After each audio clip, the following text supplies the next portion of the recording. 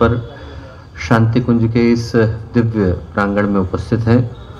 तो इस शुभ अवसर पर हम लोगों के साथ मंच पर उपस्थित आदरणीय दुबे माओ जी, आदरणीय नरेंद्र भाई साहब, यहाँ उपस्थित शांति कुंज के और भारत के विभिन्न स्थानों से आए, देश से विदेश से आए गायत्री परिवार के सभी सम्मानित कार्यकर्तागण, प्यारे भाइयों बहनों और प्यारे मित्रों, आज का दिन हम लोगों के लिए बड़े ही महत्वपूर्ण और अलौकिक सौभाग्य को लेकर के आया है। न केवल आज का दिन एक नए युग की पटकथा को लिखने का दिन है, बल्कि गर्व गौरव के स्मरण का दिन भी है। अनेकों लोगों की त्याग, शहादत, कुर्बानी, बलिदानी, उनको स्मरण करने का दिन भी है। आज के इस शुभ दिन किस भाव को और किस संकल्प को लेकर के हम लोग निकलें, इस विषय पर कुछ कहूँ उससे पहले एक घटनाक्रम मुझको स्मरण आता है। और ये घटनाक्रम उस दिन का है जब स्वामी विवेकानंद एक लंबी विदेश यात्रा के बाद भारत को वापस लौटे। श्रीलंका भारत का हिस्सा हुआ करता था। 15 जनवरी 1897 का दिन था और उनका जहाज कोलंबो के तट पर आकर के लगा। पूरा का पूरा शहर उनको देखने के लिए उमड़ा। हर एक के मन में चाहत थी कि एक बार स्वामी विवेकानंद को हम लोग नज़दीक से देखें। तो हजारों लोग उस जनसभा में एकत्रित हुए जिसमें स्वामी विवेकानंद का सम्मान किया गया, उनको आदर दिया गया। और जो स्वागत सभा के अध्यक्ष थे, अधिपति थे, उनने स्वामी विवेकानंद का सम्मान किया और करने के बाद उनसे एक प्रश्न को पूछा। प्रश्न ये पूछा कि स्वामी जी, आप इतने दिनों तक भारत से दूर रहे, तो आपकी उपस्थिति का लाभ वहाँ के लोगों को मिला। आप विदेश में रहे तो जो लोग वेद से, पुराण से, उपनिषद से, योग सूत्र से, वेदांत से अपरिचित थे, इस ज्ञान को जिनने कभी पहले जाना नहीं था, सुना नहीं था, उनको आपके माध्यम से इसको प्राप्त कर लेने का अवसर मिला। पर इसका लाभ उन्हें हुआ, आपको क्या लाभ हुआ? सन्यासी को तो समुद्र के पार जाना नहीं चाहिए, तो आपको भारत छोड़ने का क्या लाभ हुआ? स्वामी विवेकानंद ने प्रश्न सुना और उसके बाद फिर उसका बड़ा प्यारा उत्तर दिया। उन्होंने कहा कि मैं इतने दिनों तक भारत की भूमि से दूर रहा हूँ, तो उसका सबसे ज़्यादा लाभ तो मुझे ही हुआ। बोले यदि इतने दिनों तक भारत से दूर न रहा होता तो पहले जिन बातों को मैं भावना के आवेश में आकर के सत्य मानता था, उनको आज मैं प्रमाण पूर्वक सत्य मानता हूँ। छोटा था, किशोर था, युवा था, बोले सब लोग कहते थे भारत देवताओं की भूमि है, अवतारों की है, ऋषियों की है, सब लोग नारे लगाते थे, मैं भी लगाता था, पर मेरा अपना उसके प्रति कोई विश्वास नहीं था। बोले अब इतने दिनों तक, 5 वर्षों तक भारत की भूमि से दूर रहा, तो अब इस बात को पूरे विश्वास के साथ कह सकता हूं कि यदि पूरे विश्व में एक देश ऐसा है जहां पर दया का, त्याग का, करुणा का, बलिदान का, मानवीय उत्कर्ष का, आध्यात्मिक अनुसंधान का सर्वाधिक विकास हुआ है, तो भारत का देश।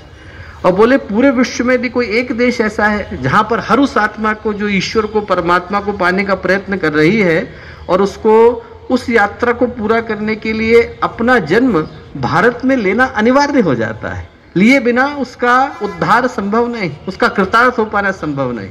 और बोले आज नहीं तो कल इसी भारत की भूमि से ज्ञान की वो धाराएं फिर से बहेंगी जो अपने प्रकाश से पूरे विश्व को आलोकित करेंगी, आंदोलित करेंगी, उद्वेलित करेंगी, प्रकाशित करेंगी। और उस दिन के लिए पूरे विश्व को आज से ही भारत का रेडी होने की आवश्यकता है। और हम सोच करके देखें कि जो बातें उनने आज से इतने वर्षों पहले कही कितनी सत्य थी। कितना सौभाग्य हम लोगों का कि एक ऐसी भूमि के साथ जुड़ पाने का अवसर हम लोगों को मिला, जिससे जुड़ पाने का अवसर किसी जीवात्मा को अनेकों वर्षों के तप और पुण्य के बाद मिल पाता है। जब ये झंडा हमारे हाथ में आता है और तिरंगे को लेकर के हम लोग चलते हैं, तो उस गर्व, गौरव, स्वाभिमान को लेकर के चलें कि उस भूमि से जुड़ पाने का सौभाग्य मिला, जिस भूमि से जुड़ पाने के सौभाग्य के लिए देवता भी तरसते हैं। आज का दिन उस गौरव के स्मरण के भाव को लेकर के आया और साथ ही साथ एक प्रश्न को लेकर के आया।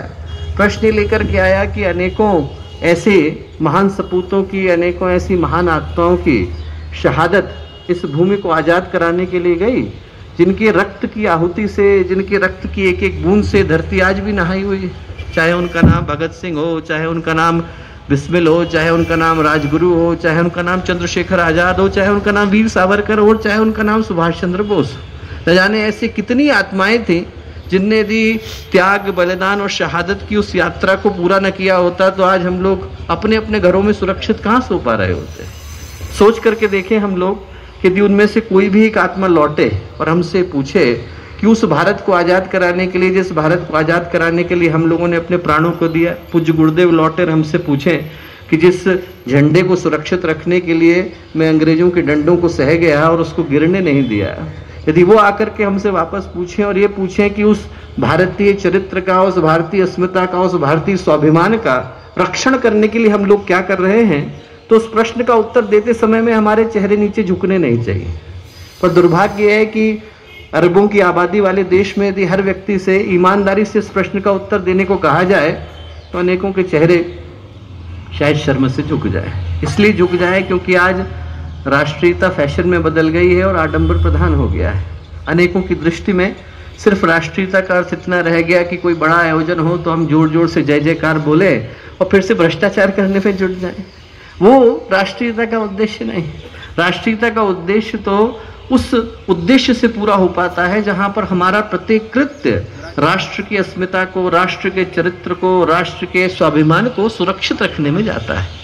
ऐसा करने के बाद अनेकों लोग दुर्भाग्यवश अपने आप को उन्हीं शहीदों के समकक्ष समझने लग जाते हैं जिनके रक्त की एक एक बूंद से धरती नहाई हुई। हम सोच के देखें कि जो लोग बलिदान हुए, उनका बलिदान, उनका अपना बलिदान कहाँ था? उनके परिवार का भी तो बलिदान था। 23 साल के थे भगत सिंह, 25 साल के थे जतिन वाघा, 24 साल के थे राजगुरु, 24 साल के थे चंद्रशेखर आजाद। ये जो बच्चे यहाँ खड़े हैं उनकी उम्र शायद इतनी नहीं होगी। आप सोच के देखिए, जब ऐसे बच्चे गए होंगे, चंद्रशेखर आजाद की माँ और उनके भगत सिंह की माँ को क्या लगा होगा? उनको तो ये भी नहीं पता चला कि हमारे